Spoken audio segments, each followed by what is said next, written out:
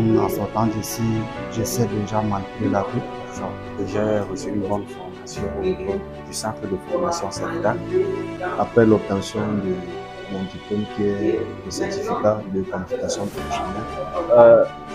Franchement, avoir un centre comme ça là, qui peut faire une spécialité grue offshore, c'est pas donné. Et avoir les manuels qu'il faut, avoir le matériel didactique qu'il faut, c'est pas donné. Et deuxièmement, professionnellement parlant, cette formation m'a permis de me familiariser vraiment avec le monde du offshore, qui est le monde maritime.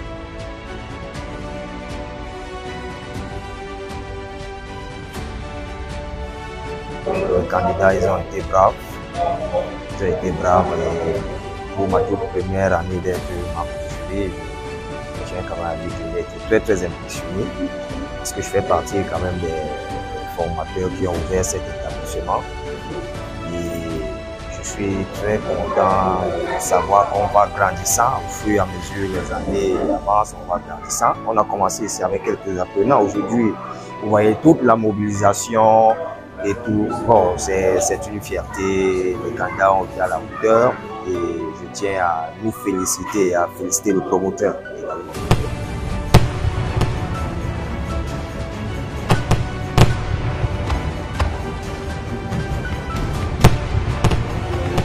Beaucoup de personnes arrivent dans ce métier par infraction. Quand je dis par infraction, c'est parce qu'ils ont été formés dans le tas. Certains ont été formés sur des grues anciennes, je le précise, d'élevage comme les grues mobiles et tout le reste, et se disent un bon matin, parce que j'ai de l'expérience sur les anciennes grues d'élevage mobile, j'ai de l'expérience, je peux travailler offshore. Non, la grue offshore répond à des canaux particuliers, spécifiques, et c'est bon de venir à l'école et de les connaître. Ah, ça vraiment, je suis vraiment comblé même déjà. Parce que les attentes sont un peu toutes pensées. En ce jour, nous savons que nous avons des élèves pour pouvoir trouver du temps et se faire former, c'est rare. J'encourage plusieurs personnes à s'y mettre. Comme je viens de voir ces jeunes du CERTAC, vraiment c'est formidable. Alors, ils ont un bon encadreur, ils ont un bon suivi. Moi, j'encourage de faire plus de publicité parce qu'il y en a beaucoup qui optent aussi pour ces formations, mais les moyens, ils ne savent pas comment, il faudrait bien s'y prendre pour y arriver. Nous entendons bien que quelquefois, vous allez faire des stages avec le génie militaire. Il faudrait bien qu'on sache un peu comment ça se passe. Donc, je suis là pour ça, en tant qu'observateur. La particularité de la conduite des engins lourds, c'est la facilitation dans l'exercice de la profession. Oui, ça vient tout simplement annuler les efforts manuels et permettre un peu plus de rendement et plus de facilité dans ce qu'on a à réaliser comme ouvrage. Je crois que c'est ça la particularité des engins, de l'utilisation des engins lourds.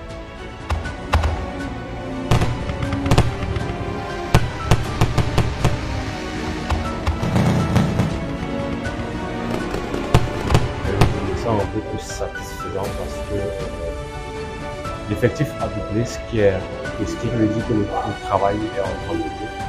Et deuxièmement, ma satisfaction vient de leur satisfaction. Donc, ce qui fait que s'ils ne sont pas satisfaits, systématiquement, je pourrais faire. La particularité de cette année, c'est faire la doublure d'effectifs.